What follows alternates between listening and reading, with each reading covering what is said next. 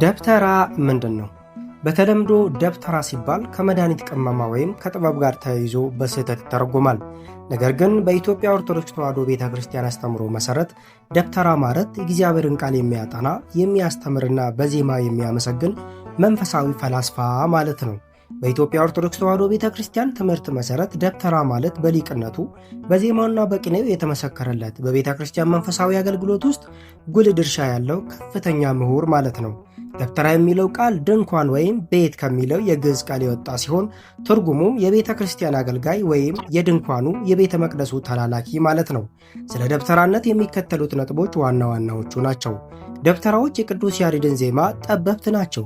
በቤተ ክርስቲያን በሚካሄደው ማህሌት ላይ የሚከተሉትን አገልግሎቶች ያከናውናሉ። በመቋሚያ በጽናጽልና በከበሮ የታጀበውን መንፈሳዊ እንቅስቃሴ ይመራሉ። በበዓላት ወቅት ልዩ የሆነውን የዜማ ዝማሬም ያቀርባሉ። አንድ ሰው ደብተራ ለመባል ረጅም ዓመታት በቤተ ክርስቲያን ትምህርት ቤት መቆየትም ይኖርበታል። የሰምና ወርቅ ምስጢርን በመጠቀም አዳዲስ ምስጋናዎችን በመቃኘት ቅኔ የመቃኘት ችሎታም አላቸው። ብሉያትንና ሐዲሳትን እንዲሁም የሊቃውንትን መጻሕፍት በመተርጎም ብቃት ያላቸው ምሁራንም ናቸው ደብተራዎች።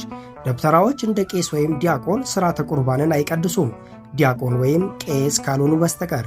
ይሁን እንጂ በቤተ ክርስቲያን መዋቅር ውስጥ እንደ መዘምራን የሚቆጠሩ ሲሆን ያለ እነሱ ተሳትፎ ማህሌትና በዓላት ድምቀት አይኖራቸውም። በቆብ ሳይሆን በነጭ ጥምጣም ይለያሉ። ይህም የሊቅነታቸው ምልክት ነው።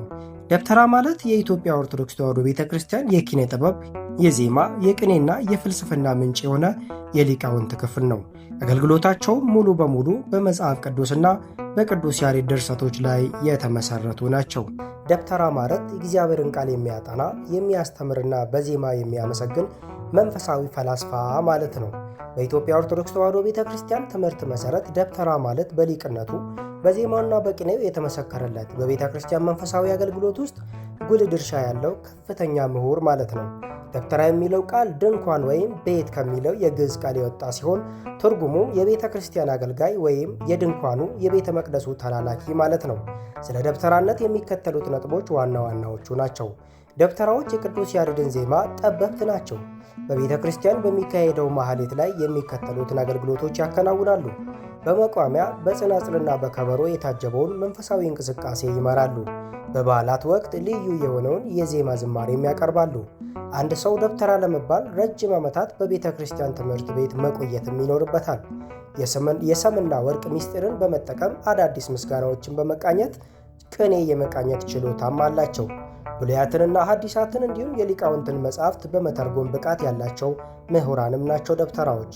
ደብተራዎች እንደ ቄስ ወይም ዲያቆን ሥርዓተ ቁርባንን አይቀድሱም፣ ዲያቆን ወይም ቄስ ካልሆኑ በስተቀር። ይሁን እንጂ በቤተ ክርስቲያን መዋቅር ውስጥ እንደ መዘምራን የሚቆጠሩ ሲሆን ያለ እነሱ ተሳትፎ ማህሌትና በዓላት ድምቀት አይኖራቸውም። በቆብ ሳይሆን በነጭ ጥምጣም ይለያሉ። ይህም የሊቅነታቸው ምልክት ነው። ደብተራ ማለት የኢትዮጵያ ኦርቶዶክስ ተዋሕዶ ቤተ ክርስቲያን የኪነ ጥበብ፣ የዜማ፣ የቅኔና የፍልስፍና ምንጭ የሆነ የሊቃውንት ክፍል ነው። አገልግሎታቸው ሙሉ በሙሉ በመጽሐፍ ቅዱስና በቅዱስ ያሬድ ድርሰቶች ላይ የተመሰረቱ ናቸው። ወስብሐት ለእግዚአብሔር።